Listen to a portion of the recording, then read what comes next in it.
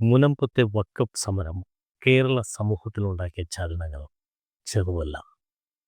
ഒരു ചെറിയ പ്രദേശത്തിൻ്റെ വിഷയം കേരളത്തിൻ്റെ ആകെ വിഷയമായി മാറുകയാണ്.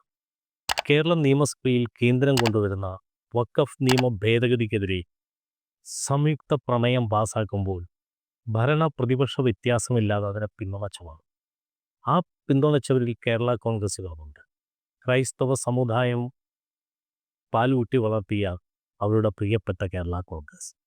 കഴിഞ്ഞ ദിവസം മുനമ്പം സമരത്തിൻ്റെ 100-ാം ദിനത്തിൽ അവിടെ ക്രൈസ്തവ സംഘടനകൾ സംഘടിപ്പിച്ച രാപ്പകൽ സമരത്തെ അഭിസംബോധന ചെയ്തുകൊണ്ട് കോട്ടയത്തിൻ്റെ MP ഫ്രാൻസിസ് ജോർജ് പറഞ്ഞു, അനീതിക്ക് എതിരെയുള്ള നീതിക്കായുള്ള പോരാട്ടത്തിൽ ആരുടെ കൂടെ നിൽക്കും? ഈ വഖഫ് ബില്ലിനെതിരെയുള്ള കേന്ദ്ര സർക്കാർ കൊണ്ടുവരുന്ന ഭേദഗതിയെ വേണ്ടി വന്നാൽ അംഗീകരിക്കും. ഫ്രാൻസിസ് ജോർജ് എന്ന നേതാവ് കൺട്രോളില്ലാതെ സംസാരിക്കുന്ന, അങ്ങനെ വാക്കുകളെ ഉപയോഗിക്കുന്ന ആളൊന്നുമല്ല. ഫ്രാൻസിസ് ജോർജ് പറഞ്ഞത് ഫ്രാൻസിസ് ജോർജ് പ്രതിനിധാനം ചെയ്യുന്ന ജനവിഭാഗത്തിൻ്റെയും അദ്ദേഹത്തിൻ്റെ പാർട്ടിയുടെയും ഒക്കെ ഒരു അഭിപ്രായ പ്രകടനമാണ്. കേരളത്തിൽ UDF എന്നാൽ കോൺഗ്രസ് എന്നല്ല. ഇവിടെ 10 വർഷമായി പ്രതിപക്ഷത്ത് നിൽക്കുന്ന, അസ്വസ്ഥരായി നിൽക്കുന്ന മുസ്ലിം ലീഗുണ്ട്. മുസ്ലിം ലീഗിന് ഭരണത്തിൽ തിരിച്ചു വരിക എന്നത് അവരുടെ ഏറ്റവും നിലനിൽപ്പിൻ്റെ ഒരു ആവശ്യമാണ്. കേരളത്തിലെ മധ്യ കേരളത്തിലെ ക്രൈസ്തവ ജനതയിൽ വലിയ സ്വാധീനമുള്ള കേരള കോൺഗ്രസിൽ KM മാണിയുടെ മരണശേഷം ആരാണ് യഥാർത്ഥ കേരള കോൺഗ്രസ് ഒരു മത്സരം നടന്നുകൊണ്ടിരിക്കുകയാണ്. ആ മത്സരത്തിൽ ജോസഫിൻ്റെ വിഭാഗത്തിന് മുൻകൈ നേടണമെന്ന് അവരാഗ്രഹിക്കുന്നുണ്ട്.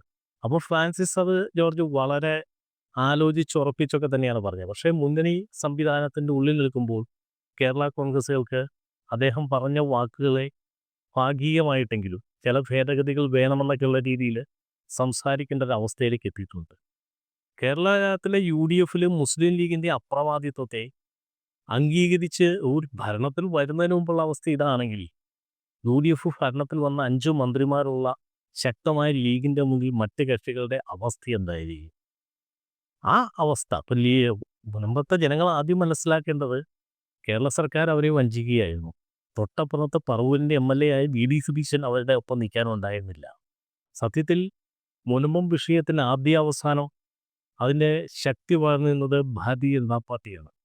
മുനമ്പം വിഷയം ഉൾപ്പെടെയുള്ള വിഷയങ്ങൾ പരിഹരിക്കണമെങ്കിൽ, വഖഫുമായി ബന്ധപ്പെട്ട വിഷയങ്ങൾ പരിഹരിക്കണമെങ്കിൽ വഖഫ് നിയമ ഭേദഗതി പാർലമെൻറ്റിലും രാജ്യസഭയിലും ഒക്കെ പാസ്സാവേണ്ടതിൻ്റെ ആവശ്യമുണ്ട്.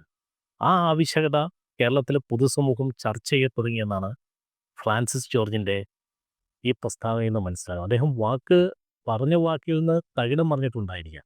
പക്ഷേ പറഞ്ഞ വാക്ക് അതിൻ്റെ ആ രാഷ്ട്രീയ സാഹചര്യം കേരളത്തിലെ പൊതുസമൂഹത്തിൻ്റെ മുന്നിൽ ഇപ്പോഴും ശക്തമായി തന്നെ നിൽക്കുകയാണ്.